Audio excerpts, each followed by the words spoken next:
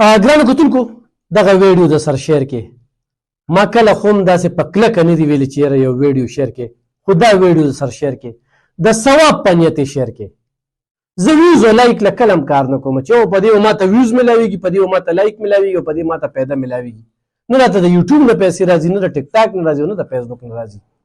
کار کوم په ایماندارۍ سره کوم او الحمدلله الحمدلله روان دی. پیجونه ډېر بند شو او ډېر بحال شو، خو دا ویډیو د سره شیر کې چې هغه بې غیرته بیمانه ناسوره خلکو ته ورسي، کوم چې په ټیک ټاکو باندې دا فحاشي او ریاني چې کومه ده پلاوي، ورسره هغې خلکو ته ورسي چې د MP حکومت نو بمي چاودنې کولې، دا پښتانه یې وجل. څه شو هغه طالبان چې نن د پښتو آیا عزت اپاماله کیږي، نن چې پښتو تار شوه، نن چې عزت تار شو، نن پښتني زنانه راوتلي په دې پېښور کې او په دې ټیک ټاکو باندې پیسې ګټي او نوي کول ځوانان ټول دغې ته ناست دي. څوک مفتي نه ګوري، څوک مسلې نه ګوري، څوک داسې صحافیان نه ګوري چې هغه د دې ملک د دفاع د سالمیت د پرمختګ یا دغه ادارو ته خپلې غلطۍ په ګوته کوي، څوک نه ګوري. بس دغه ټیک ټاکو باندې چې کومه فحاشي روانه ده، دې ته شپه ورځ په کورونو کې زنان هم ناست دي، دغه ځوانان هم ناست او مشران هم ناست او دغه لایکونه ورکوي. ما په دغه روژه کې ما یو افسر افغان کته چې سعودي عرب ته تلو، اول ته مسافرو ته ترغیب ورکوه، زما ډېر خوښ شول. ډېر ټیک ټاک فیسبوک ګورم نه، ځکه چې داسې بېخوده شان خلک پکې اوس راغلي دي چې هغوی څه ته سوچ نه کوي، خو بس یا کنځلې کوي، یا ردې بدې وي، یا په کمره دننه ناست یو نن مې دا وکړل او نن مې هغه وکړل او بس ملک یې پته که. نو په دې وجه لرې یم، خو افسربان به زما د نظره تېرېده چې یاره او هغه واقعي هغه ویوز له کار هم نه کوي، هغه د پښتنو اصل نمایندګي کوي. نور هم ډېر خلک فیسبوک کې چلی، هغه په دې دور کې دي چې بس ویوز او لایک راشي او پیسې وګټم. نو د ښه سړي زه دې ځای کې ستاینه کوم، په دې ډېر زیات خوښ وم. خو زه نن دا وایم چې هغه طالبان چې په دې ملک کې اسلامي نظام نافظ کوو، آرمي پولیس ټارګټ کوي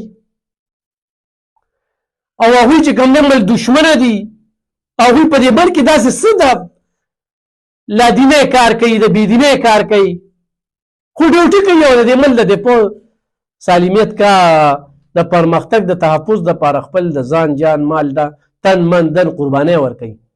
په هغې پسې شوي ده، یو ځای کې بمي چاودنه، بل ځای کې بمي چاودنه راشي. دغې کورونو کې دا په دې کومو کورونو کې چې دا بیمانه خلک ناست دي، سرکونډی واړوه، کمیس په ځان اوچت که، دا وکه هغه وکه، حیران به شي. اوس مې یو ویډیو د نظره تېره شوه او بریک مې ونیوه چې د پېښور ښه نامې ګرامې پېژندګلونکې پښتنې ډمې، هغه ډمتوب چې موږ به ورته هنرمندي ویله، هغه فنکاران نن د دوی د لاسه هغه هم بدنام شو. هم یو فن دی، موسیقي خلک اوري، خو دا اوس چې کوم صورتحال مخې ته راغلی دي او زه په دې پښتونخوا کې په دې پښتنو پوجانو کې هم داسې نه وینم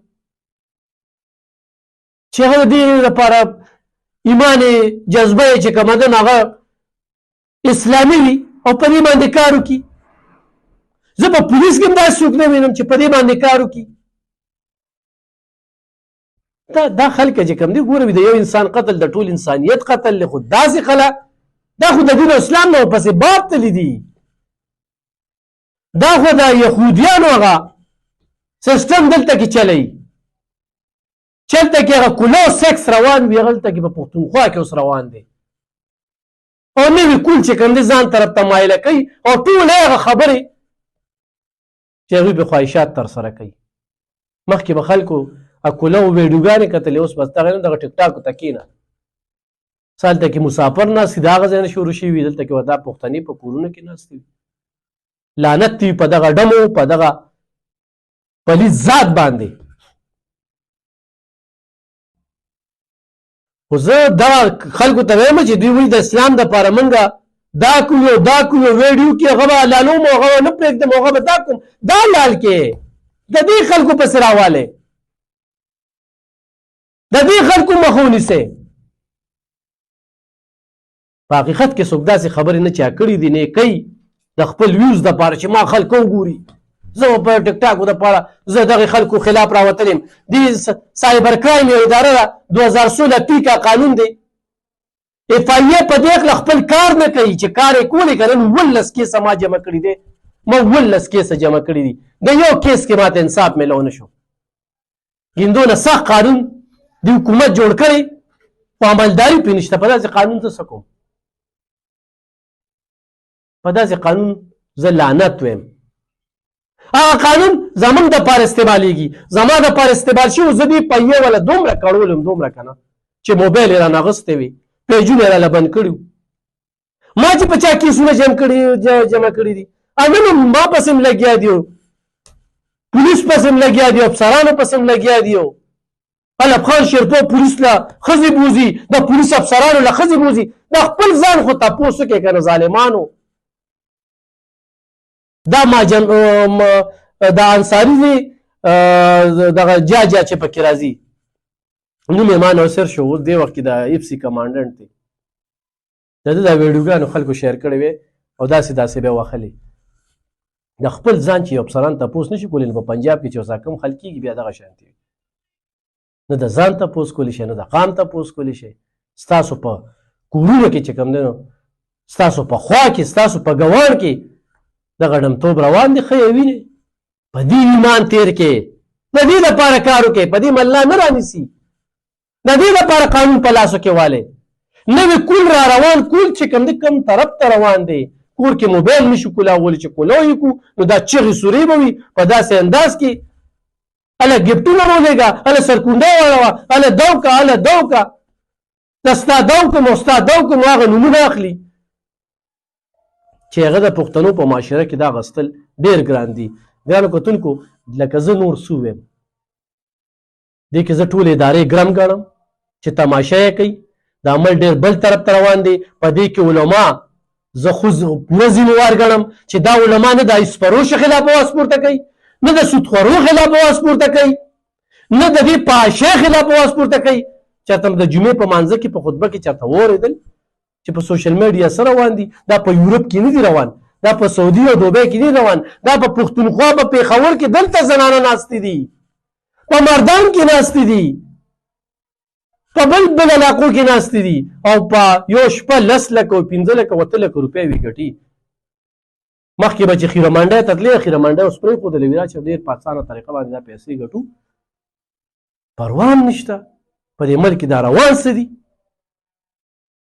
دا ډېر خلک دا کنځلې او دا هر څه کوي. دا ما چې تاسو ته څنګه ووي چې د سایبر کرایم 2016 پیکه قانون لاندې زه ډېر زیات ځپلی شوی یم. دا قانون ما غونډ سټډي کړی دی. دې قانون کې د انټرټینمنټ لپاره د سوشل میډیا ده، دې کې به چاله غم نه ورکوې، دې کې به داسې سیکسیول داسې انداز نه استعمالوې، دې کې به داسې هیټ سپیچ نه کوې.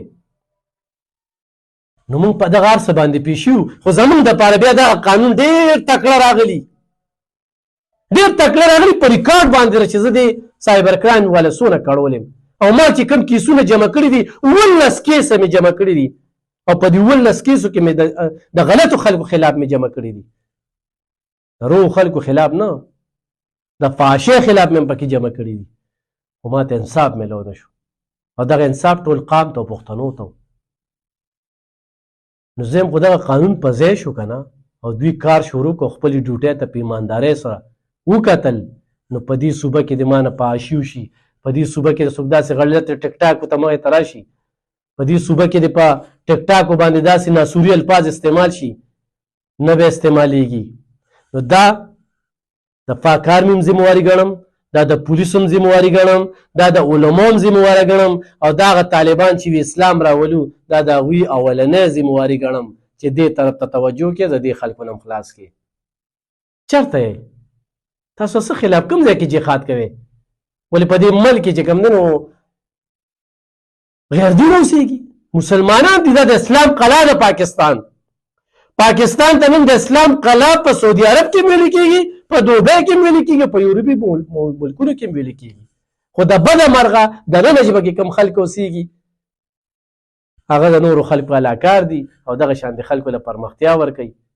په دې باندې نور خاموشي نه ده پکار، ځکه پې زه نور خاموش پاتې نشم او نه په شپ باندې کار کېږي، ځکه مې ډېرې کولو خبرې وکړې او موږ هم پکې ځان ګرم ګڼو، ځکه چې موږ پسې بیا کنځلې کېږي، رد بدې را پسې ویلې کېږي، الزامونه او بختانونه را باندې لګېږي، مور خور پلار هم کنځلې کېږي. د هغې د وجې بیا موږ چپ پاتې شو. غالب خان شرپو پسې د 2018 نه واله 2024 پورې دی خلکو سوسونه وي، ډېر بختانونه، ډېر دغه عجیبه عجیبه دی. روژه کې ماله خلک راغله، زنانه خویندې میندې به راغلې، هغوی به ما ته خبرې وکړې که نه یاره په میډیا خو دا وې، په میډیا دا وې. نو ما دا کم قسم خلک دی، د دوی تربیت داسې شوي، دغه ټیک ټاک والا خلک دي، دغه بېخوده خلک دي. نو ګرانو کتونکو دا ویډیو سره شیر کړئ چې ورسي جن ختم دی. لغړ دی دنیا ته راغلو، لغړ به د دې دنیا نه ځو.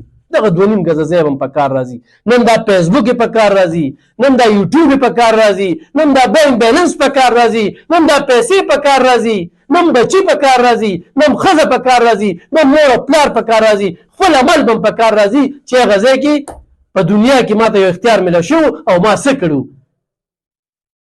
دلته کې به شپه ورځ چې کوم دی درغلی به کوي، آیس به خرڅوي، سود به کوي، هلته به لاړ شي عمرې له کعبې ته به لاړ شي، سوال به کوي چې خدایه ما معاف کړې. دا کوم منافقت دی دې خلکو کې؟ ګیره به دا پرېښې وي، ملاوټ په پکې کوي. حق پرست علما چې کوم دی دې خلکو د لاسه هم بدنام شو. حق پرست علما شته، انکار دې نشته، ډېر حق پرست علما شته، هغه نه پرېښودل کېږي. نو دې طرف ته راپاڅېدل پکار دي. دا زموږ د ټولو ذمهواري ده، پکار ده چې په دې موږ کار وکړو.